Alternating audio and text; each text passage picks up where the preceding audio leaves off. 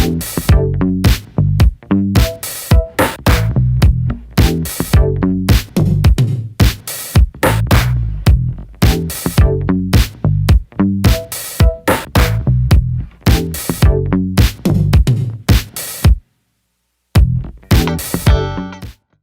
a ti, a Marcela, a Red Incuba por este gran conjunto de que están organizando que de la personal he visto y la verdad muy interesantes todas. Muchas gracias.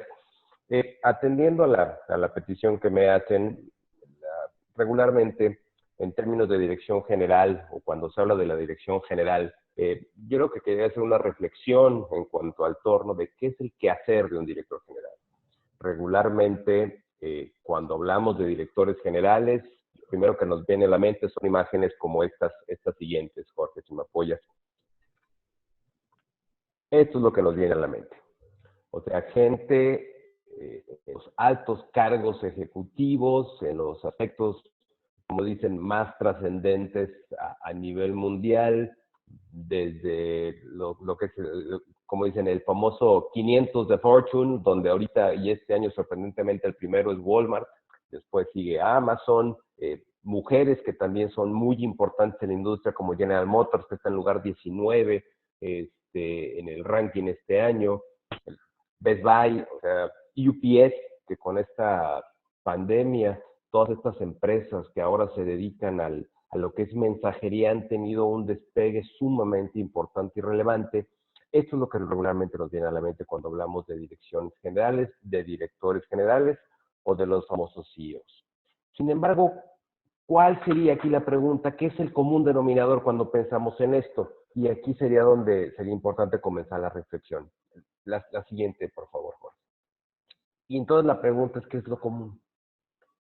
Cuando hablamos en estos términos a los CEOs o a los directores de empresa, regularmente todo se centra y se enfoca regularmente en las mismas palabras, en el riesgo, en la utilidad, en las ventas, en las pérdidas, en el desempeño, vamos a llamarle muy sencillo o en aquellos indicadores que son muy obvios. Eso es la parte común de los hijos, es decir, es la parte por la que más se evalúa, es el aspecto con el que regularmente se mide. Pero ya más, o sea, realmente hay más, yo estoy convencido que sí.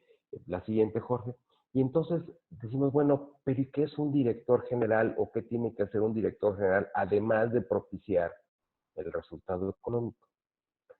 Y entonces, un buen director, la pregunta sería, es aquel que hace lo importante. Yo ahí más bien creo que es el que decide qué es lo importante. Y esto evidentemente puede tener demasiadas ópticas, pero voy a tratar de aclarar la visión que yo tengo al respecto en este punto. A veces, y vamos a citar a Luis de Bonald, la dificultad estriba no en hacer lo que hay que hacer, sino en saber qué es eso, o sea, qué es lo que hay que hacer, que es importante. Y aquí me voy a mantener un poquito haciendo esta reflexión en este sentido. Regularmente, aunque los mercados son los mismos, o tus competidores están en el mismo mercado, o tú ya tienes tiempo en el mismo mercado, regularmente las condiciones y el objetivo puede cambiar. Y en ocasiones lo que alguna empresa lo que quiere es vender más, a lo mejor el objetivo de la empresa no sería vender más, sino ser más rentable, que evidentemente el vender más no significa ganar más en todas las ocasiones. O a lo mejor el objetivo en este momento de la empresa no es vender más y no ganar más, sino consolidar tu equipo de trabajo. O a lo mejor en este momento lo importante es generar una cultura organizacional diferente. O a lo mejor en este momento es generar una serie de indicadores, procedimientos que te permitan llegar a los objetivos antes planteados, pero no es el momento. Y entonces en la dirección general un aspecto importante debe ser entender qué es lo que hay que hacer. Actividades siempre habrá muchas y todo se tendrá que hacer. Pero entonces, ¿qué es lo que hay que hacer? Yo me permití dividir en dos aspectos Hay muchos, pero yo me permití dividir en dos. Una serían, ¿cuáles serían las actividades más importantes del director general? Y entonces, yo, de todas las que hay, tomé tres actividades importantes. La siguiente, Jorge, gracias. ¿Cuáles son las actividades que un director debe de enfocar? El primero sería un diagnóstico. ¿Dónde estoy? Y evidentemente este diagnóstico lo tiene que hacer en función del objetivo que se plantea. ¿Y cuáles serían dos características importantes que debían de hacer? Uno, evidentemente la objetividad y el otro la humildad. Ahí es donde me regreso a este tema del diagnóstico, dónde estamos y entonces las características importantes de objetividad y de humildad. Eso sería lo primero. Y de humildad porque de repente cuando se hacen los análisis, pues puede haber situaciones que no gusten, situaciones que parece que estemos en contra o que están en contra nuestras y que de una manera pues también muy humilde tenemos que entender y aceptar cuáles son nuestras áreas de oportunidad, tanto como institución, como empresa, como directores o como equipo de trabajo. La segunda actividad sería la toma de decisiones, entender que los directores, lo importante es tomar las decisiones. Lo único que un director no se puede permitir es quedarse en el aire. Debe tomar una decisión. Si la decisión al final es buena o es mala, bueno, ahora se comienza la experiencia, ya lo dictará y el ejercicio al final se hará la evaluación de la decisión. Pero lo que no puede generar incertidumbre.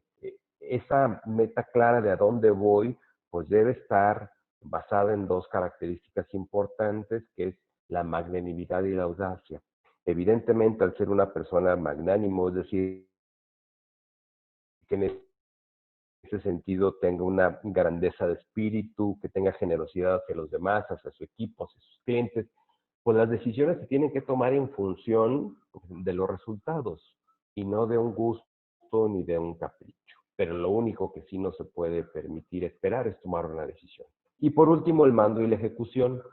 Aquí puede haber una, a lo mejor, discrepancia de ideas en términos de lo que significa mando y ejecución y estar en la parte de la digamos, del trabajo de o en la operación. Aquí puede haber una confusión, porque regularmente algo que se recomienda es que los directores nunca estén en la operación para que no se distraigan. Yo no coincido del todo. Yo creo que los directores, para poder establecer un correcto mando y ejecución, sí deben de dar seguimiento a veces en la operación a las estrategias planteadas y a las actividades que se deben de hacer. Es evidente que hay tareas que no se deben de hacer porque no generan valor a la actividad de la dirección. Pero eso no significa que no se conozca la operación, que no se entienda qué es la operación, sobre todo y lo más importante, que no se, que no se esté con el equipo entendiendo qué es lo que se tiene que hacer. Y ahí son los aspectos relevantes que hay que considerar. Bueno, hay que ser constantes, hay que tener confianza en el equipo de trabajo primeramente, después confianza en el rumbo que se está tomando y la fortaleza para poder soportar todas estas situaciones que se pueden presentar inesperadas o momentos que de repente son ajenos a lo que uno esperaba que pueda decidir. Pero entonces estas actividades con qué se complementan. Para mí, con tres roles importantes que debe tener la dirección general. Estos roles son el de estratega. Evidentemente, la visión de una empresa se debe de crear a través y se debe de llevar a través de la dirección general. Esta parte estratégica del decir a dónde vamos, cómo nos movemos, en qué momento nos movemos, cómo ir midiendo todo este tipo de elementos y cómo crear esta estrategia, pues es evidente una parte importante de la dirección. La siguiente es que tiene que ser un constructor de la organización. No solo es contratar a la gente, es decir, que se tenga el equipo correcto, sino también es desarrollar que estas organizaciones caminen de una manera coordinada. Y esto regularmente se hace a través del enfoque claro de la dirección. se hace definiendo qué es lo que se espera de cada una de las personas, qué es lo que se espera de cada una de las áreas, qué es aquello a lo que, como dicen, a dónde vamos y que el director también sea no solo partícipe en cuanto a esta construcción, sino que sea un facilitador para llegar a ello. Este sería el siguiente rol. El tercero es el de operador. Así como hay una actividad en la parte de la ejecución, también un rol debe ser de operador. Y aquí nos iríamos como el famoso doer, a la persona que hace que las cosas sucedan. Y entonces, en ese sentido, pues lo que tenemos que estar es asegurando que todas estas acciones que estamos implementando como parte de la estrategia, pues se lleven a cabo. Pero, ¿y entonces cómo sería la parte en donde enlazamos estas actividades y estos roles? Nosotros a través de una gráfica muy sencilla, nada complicada, en el cual tenemos los roles por un lado y las actividades por otro. Y entonces, ¿cómo es que estos roles y estas actividades pueden unirse? Regularmente, aquí lo que haremos es entender que cierto rol debe de tener un peso específico mayor cuando hay una cierta actividad. Aquí solamente consideré 3 de cada uno para hacerlo simple, pero también son las que yo considero que son más relevantes y las primeras. Entonces, el ejercicio sería el siguiente, perdón. Si estoy en un rol de estratega, la parte más importante de la actividad o de las actividades será la del diagnóstico. Por tanto, en ese momento, cuando estoy con el rol de estratega, pues la parte de las tomas de las decisiones y del mando tienen que quedar, digamos, en segundo y tercer lugar sin ser prioritarias. Cuando estoy en el rol del constructor de la organización, la actividad principal debe ser la decisión. En ese momento la parte, digamos, del diagnóstico, del mando, también no son relevantes. Entonces, si mi rol es constructor de la organización, mi cachucha en ese momento es que estoy en la parte de la organización, las decisiones son las que deben de ser, las actividades que deben ser preponderantes. Eso es en donde me tengo que enfocar. Ahora, ¿qué pasa si tengo la cachucha del operador? En ese momento, la actividad principal tiene que ser la de mando. En ese momento no nos podemos distraer en la parte del diagnóstico ni en una parte de la decisión. Y entonces, ¿por qué decimos que convergen? Porque estas actividades también son transversales. Si nos vamos a las partes de las actividades, entonces debemos entender qué rol jugar. ¿Sí?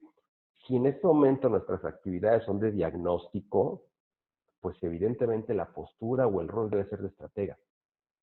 Si estamos haciendo un trabajo de diagnóstico, no puedo estar con un rol de operador. Si estoy en actividades de decisión, pues evidentemente no puedo estar con un rol de estratega, sino de constructor de la organización. Y si estoy con un tema de mando, pues evidentemente la parte del operador es el rol que necesito. ¿Por qué estas 6 o estas 3 actividades y estos 3 roles los tenemos que considerar a la hora de estar en la administración o en la dirección? Para que podamos entender qué rol desempeñar. Para que no nos confundamos nosotros y mandar señales equivocadas a la misma organización porque estamos tomando roles diferentes. Algo que evidentemente confunde es que si se está haciendo un diagnóstico, estemos hablando de cómo se va a hacer eso en la operación.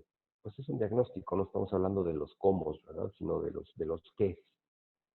Y entonces, el jugar de esta manera tan simple y definiendo cuáles son los roles que quieres o que decides tener y cuáles son las actividades con las que vas a converger, esta match, esta unión y este ejercicio muy simple, lo que te puede permitir es llevar estos procesos mucho más sencillos y evidentemente a la organización, pues hacerle saber, como dicen, hacia dónde vas de una manera más sencilla. Sin embargo, estos roles y actividades, pues regularmente no es lo que se le pide a un director general, y como decíamos en un principio, también nos vamos a ir con los KPI tan específicos, sino más bien aquí lo que vamos a hablar son también de qué habilidades se requieren o cuáles serían los aspectos importantes que requeriríamos tener para esto. Y en esto hice un listado de habilidades eh, que se debe de tener y evidentemente que si no se tienen se deben de empezar a trabajar para poder apoyar a la organización, para poder, digamos, defender esos roles y esas actividades que tiene. ¿Cuáles son las que yo considero? Primero se debe tener una capacidad de análisis y de síntesis. Es muy importante, evidentemente, entender el entorno y una vez que se conoce el entorno, poder traducir todo eso en acciones muy concretas a través de una síntesis o en acciones que permitan sumar al esfuerzo de lo que se considera. Se debe tener capacidad para identificar problemas. Este aspecto es sumamente relevante y sí quisiera detenerme en este punto, porque regularmente identificar de manera clara un problema permite solucionarlo de manera clara. Como dice el dicho, a grandes problemas, grandes soluciones, pero aquí la capacidad que tengamos de poder realmente saber qué es lo que sucede nos va a permitir solucionarlo. Y esta parte de identificar problemas debe ser eh, vital. Evidentemente no tendrá que confundirse identificar problemas con de repente estar buscando culpables o situaciones que son diferentes, sino poder centrarse en ello. Establecer prioridades. Y vuelvo a insistir, evidentemente en toda organización, la liquidez, el flujo, la rentabilidad son temas importantes y son temas de diario, pero no en todos los momentos tienen que establecer, no deben ser las prioridades. Y un ejemplo muy claro es esta pandemia. Eh, Ante estas circunstancias, ahorita la prioridad, más que ganar dinero, más que ser rentable, organizaciones, el objetivo simplemente es sobrevivir. Después de sobrevivir, pues el objetivo, la prioridad tendría que ser reorganizarse con las condiciones que ya queden y posteriormente ya sería así un plan de crecimiento. Pero entonces ahorita, entender cuáles deben ser las prioridades, pues ahora sí que se debe de considerar y esa capacidad es algo que también se debe de tener. La decisión, la capacidad para decidir, evidentemente es importante, lo mencionaba hace rato, no debe de quedarse nada en el aire. Ahora sí que, como dicen a los tibios, ni Dios los quiere. Entonces, en ese sentido, bien o mal, pero las decisiones se deben de tomar. Eh, Saber escuchar es una habilidad muy importante. En ese sentido, saber escuchar a los clientes, saber escuchar a los proveedores, saber escuchar a la gente que trabaja contigo y de repente también saber escuchar a los que son los stakeholders, a los accionistas, también es importante para que puedas entender a todas las partes. Regularmente la dirección general está en este sentido con presiones diferentes de lo que puede querer el consejo de administración contra lo que puede querer el cliente, contra lo que puede querer los empleados. Pero esa capacidad de saber escuchar lo que nos va a permitir es poder o llegar a un justo medio o decidir hacia, como dicen, con quién se deberá quedar mal en algún punto, ¿no? Pero esa capacidad evidentemente es importante. Comunicarse con los demás es relevante. Saber qué es lo que se quiere, saber qué es lo que se espera, saber hacia dónde se va y decirlo de una manera clara es relevante. Una instrucción debe de ser a la organización tan clara como una fórmula en una hoja de cálculo. Si una hoja de cálculo, la fórmula está mal, el resultado no se da. Entonces la comunicación en ese sentido debe ser así de clara. Trabajar en equipo ya no solamente es una capacidad, sino de ahorita también se está considerada una de las habilidades para este siglo, una habilidad blanda que regularmente eh, no se explotaba tanto, no se veía tanto, pero era una habilidad importante, así como comunicarte, es otra de las habilidades blandas que se está requiriendo cada vez más, tanto para el personal como para las direcciones.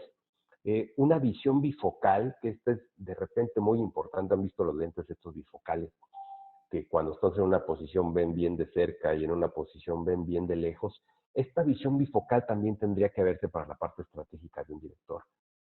cómo las decisiones que tomamos a corto plazo pueden impactarte a mediano y largo plazo. Sí, entonces, esta visión bifocal debe también ser algo que se esté analizando, que se tenga como habilidad, que se utilice, que se explote y que se practique, porque en ocasiones lo que podemos decidir para ahorita puede ser un golpe importante a futuro. Entonces, esta parte de la visión bifocal es evidente que es algo que tenemos que considerar. Anticiparse en vez de reaccionar. Evidentemente, ser proactivo es una parte totalmente relevante y aquí lo que tenemos pues, que buscar es que al estar preparados para una situación, para un impacto, para una circunstancia, para una oportunidad, pues es mejor, como dicen, ser nosotros que llevemos la ventaja y ganarle a la situación antes que la situación nos gane. Y aquí podríamos volver a poner el tema de la pandemia. Yo estoy en el área de la educación, entonces voy a poner un ejemplo que podría ser.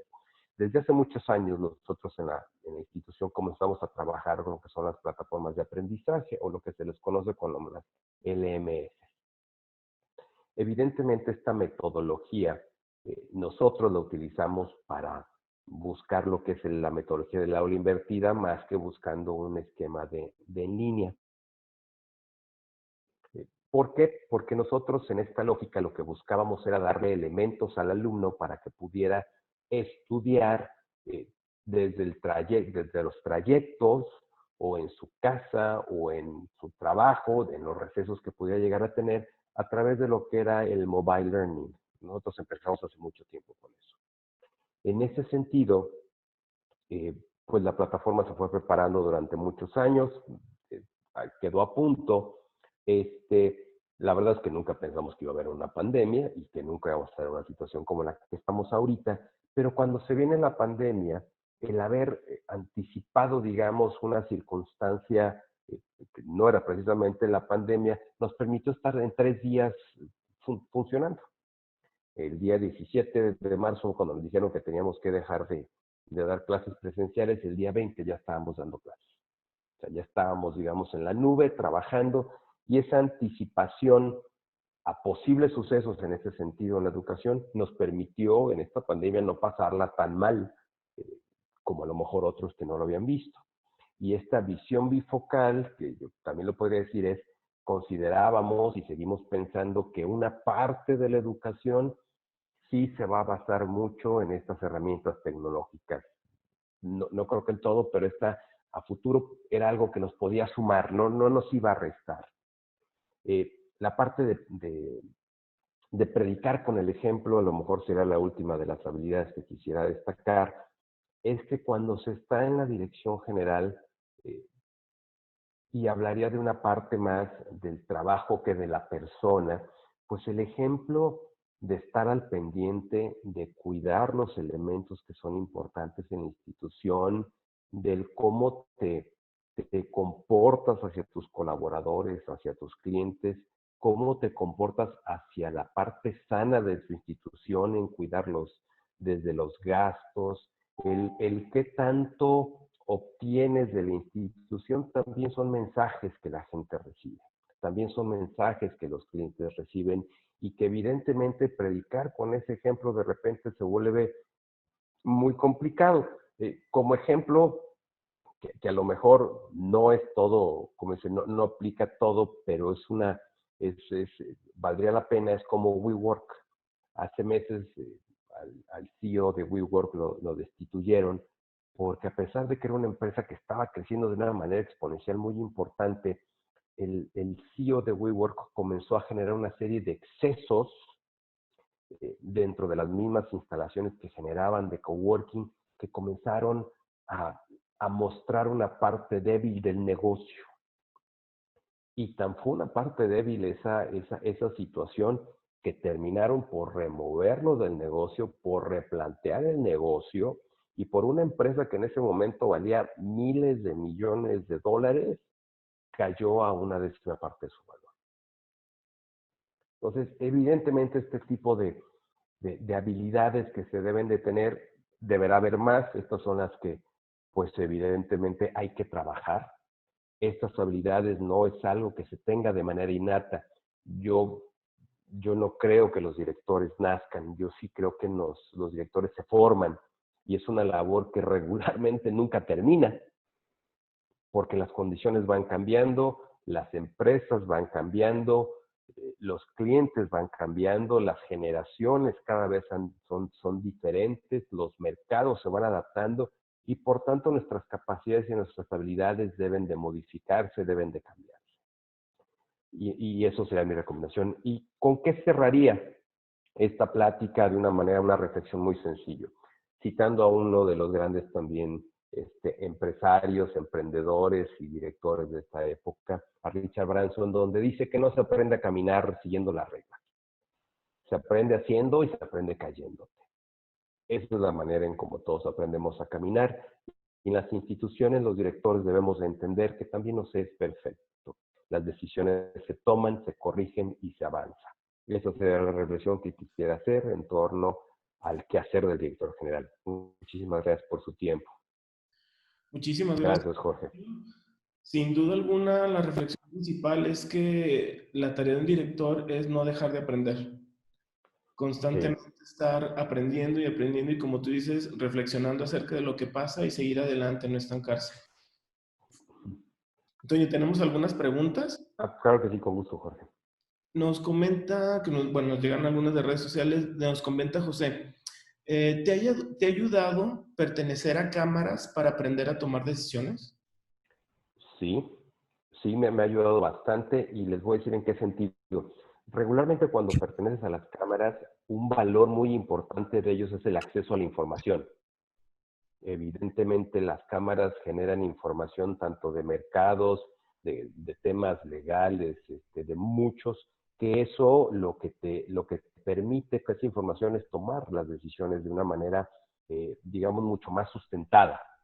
Entonces las cámaras, sea, no sé, Cámara de Comercio, Coparmex, la verdad es que son lugares muy importantes de generación de información y también de lo que se le conoce como el networking.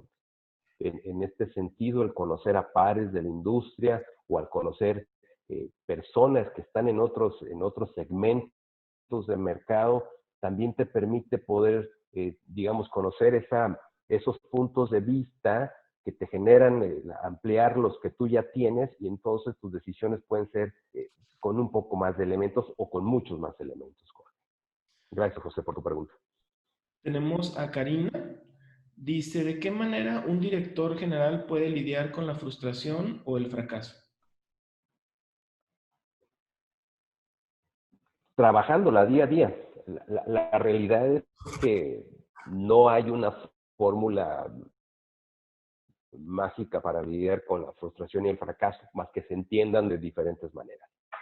En el caso del fracaso, debemos de entenderlo como aprendizaje, es decir, si el fracaso se ve como que no se tiene la capacidad de hacer algo, yo creo que es erróneo verlo así. El fracaso no deja de ser un aprendizaje, y más en los negocios. Y me detendría tantito en esto. Regularmente en los negocios, algo que en la dirección no se ve o cuando estamos emprendiendo no vemos, es que los modelos de negocio que se establecen no son a prueba de balas, se deben de validar. Y que un modelo no se valide regularmente conlleva a riesgos de que fracase el modelo, no la persona, no la institución. Entonces, en ese sentido, el fracaso sería una oportunidad de aprendizaje y tendríamos que verlo como si en algo se va a fracasar, que sea lo más rápido posible. Si este modelo va a fracasar, que sea lo más rápido posible si es que no lo valide. Si el modelo lo valido, las posibilidades de fracaso evidentemente son menores, pero es parte de. En el tema de la frustración, yo sí creo que la frustración proviene cuando no somos capaces de entender en qué nos equivocamos. Cuando sabemos en qué nos equivocamos es cuando podemos mejorar. Entonces, aquí la frustración, la sugerencia que yo tendría es, analicemos qué fue primero, qué es lo que nos sucede bajo una circunstancia, qué es lo que siento, qué es lo que pienso, qué es lo que me genera. Y basado en eso, la frustración es como la podemos manejar, porque entonces sabríamos qué elemento de toda esta situación es la que me está generando esa frustración. Entonces, la frustración es un trabajo diario, eso sí, y es un trabajo personal muy importante que se tiene que hacer. Y en el caso del fracaso, yo sí diría hay que verlo como un punto de aprendizaje y no como algo, no darle un valor de negativo. Realmente, más bien, si fuera darle valor, hay que darle un valor de positivo. Perfecto. Tenemos una pregunta de nuestro chat de Marcela. Dice, ¿cuál es la cualidad más importante que consideras debe tener un director? Yo creo que la capacidad de decisión. Para mí esa es la más importante. Eh, hay muchas, digo, evidentemente muchas, pero para mí debe llegar un punto en el que los directores digan qué, cuándo, cómo y en qué momento. Y eso no se puede, no debe de ser algo que se aplace. Decisiones deben ser tomadas rápido, incluso hasta en momentos que todo tienes en contra. Regularmente en los negocios puede ser, y trato de ahondar en mi postura, en la que dicen, hay que aguanta, vemos, tengo la información, pero yo creo que ahí la cualidad más importante es tomar decisiones. Uno u otro, como dicen, pero ya. Porque en el caso, platicando con los cursos de hecho por mujeres, yo les daba un ejemplo. Regularmente, hasta cuando una empresa se va a ir a la quiebra, es importante decidirlo. Si ya tu perspectiva y en ese momento tu punto es que te vas a ir a la quiebra, pues quiebra ahorita. ¿Para qué hacerlo dentro de 2 años?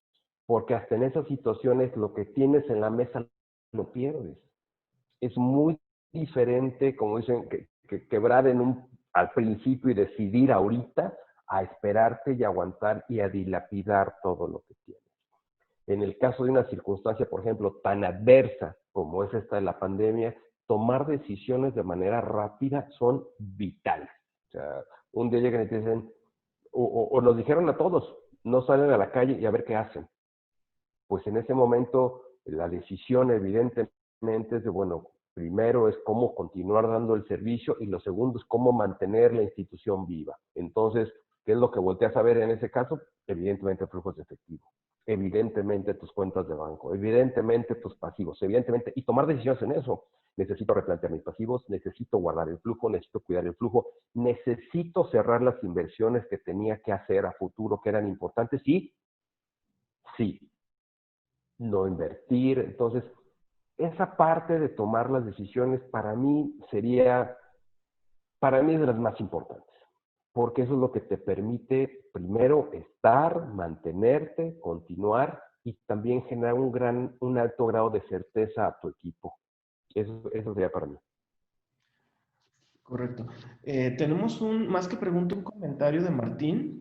Dice, Ujú. es curioso, pero cuando estamos en la escuela se nos habla mucho de estrategia, pero en la práctica es un concepto muy abstracto de llevar a cabo.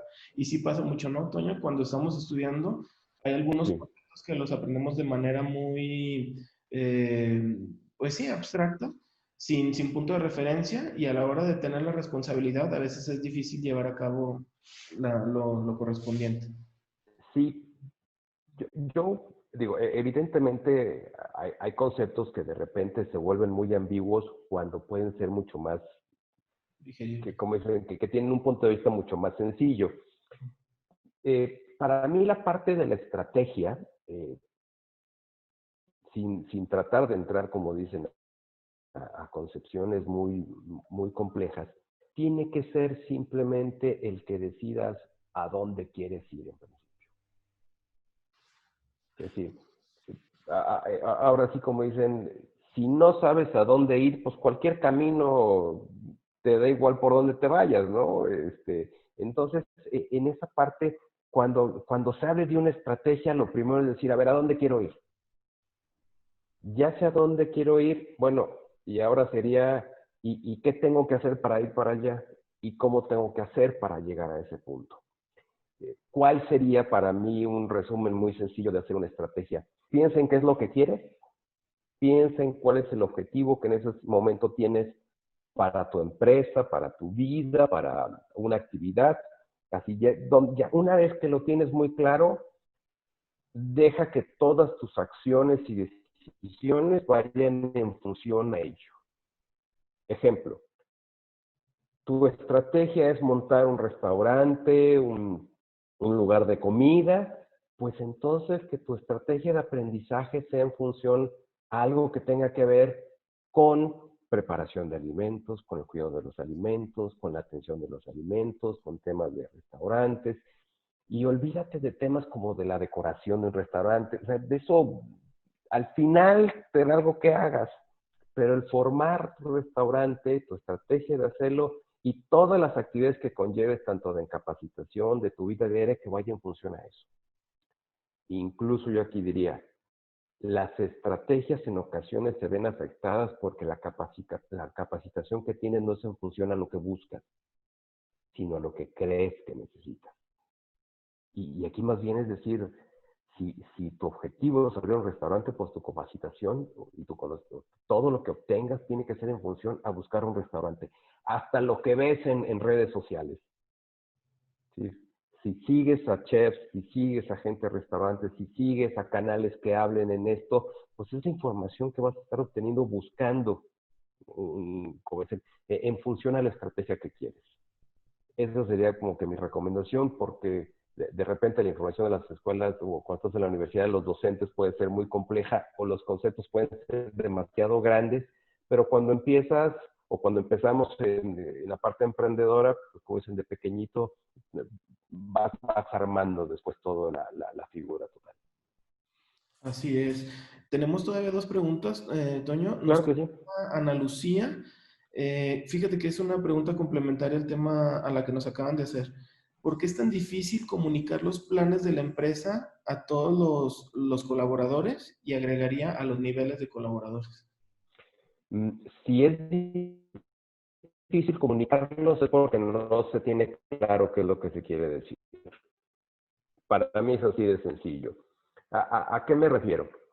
Si el objetivo es, y pondré el ejemplo nuevamente de la pandemia, si el objetivo ahorita, y lo digo, es sobrevivir, o sea, que las empresas existan, persistan y continúen, el mensaje tiene que ser ese. Es decir, el objetivo que tenemos ahorita es que la empresa siga, sobrevivir. Por tanto, si había proyectos de inversión, se cancelan. Si había proyectos de compra, se cancelan. Si había proyectos de todo lo que significaría en ese momento egresos de dinero de la institución, se cancelan. ¿Por qué? Porque el objetivo es simple y sencillamente guardar la mayor cantidad de dinero que permita a las empresas sobrevivir.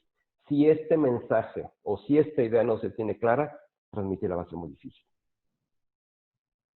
O sea, si se le dice y en este caso, si el mensaje es cancelamos inversiones, no vamos a comprar, no vamos a hacer, y al día siguiente el director general o quien está de responsable les manda las fotos que se fue de vacación, que está viajando, pues así como que dice, oye, y metió los viáticos y cosas por el estilo, pues el mensaje evidentemente es confuso. Pero esa es la parte importante. Si no sabes qué es lo que quieres decir, va a ser muy difícil decirlo. Va a ser muy difícil transmitirlo. Y la segunda parte que yo añadiría es que cuando son los comunicados regularmente, háganlos de frente. En ocasiones una mala redacción genera confusión y ahorita, como dicen, aprovechando las circunstancias de la pandemia, pues tener una reunión ya con todos es muy sencillo a través de los medios tecnológicos. Entonces, pues, como dicen los mensajes, entre más claros, más directos y más simples sean mejor. Incluso yo recomendaría que si de repente la redacción es una de las fortalezas que pueden llegar a tener, pues graben un video con el mensaje y manden el video. Dejan, como dicen, dejan muy claro el tema y eso va a hacer, como dicen, que el mensaje llegue. Ya si en ese sentido hay gente que discrepa de lo que se requiere, pues están, como dicen, en total libertad de hacerlo, pero la persistencia y la línea del director de seguir el camino que necesita la institución o la empresa para sobrevivir y con eso cuidar la responsabilidad social que se tiene de todos los que dependen de ella, pues es lo que tiene que prevalecer y tiene que ser la prioridad. Y como dicen, el que no esté a gusto, pues que se vaya. Esa sería una situación ya llegando a un extremo, Jorge. Así es. Una última pregunta tenemos de Micaela. Dice, ¿cuál sería un justo medio de convivencia entre jefes y subordinados?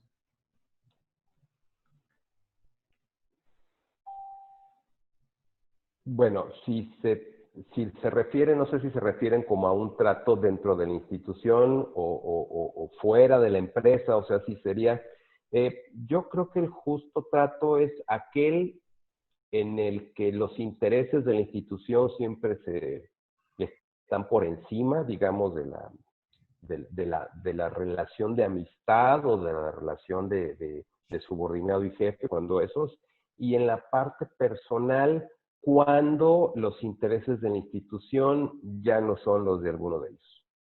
Yo creo que ahí es en donde se tiene que mantener esa parte. Ya la parte de la madurez para poder llevar las relaciones interpersonales, pues ya es muy variado. Ahora sí que habrá gente como dicen, que se sienta más cómodo teniendo una comunicación mucho más relajada. Habrá gente con la que la comunicación tiene que ser un poco más formal.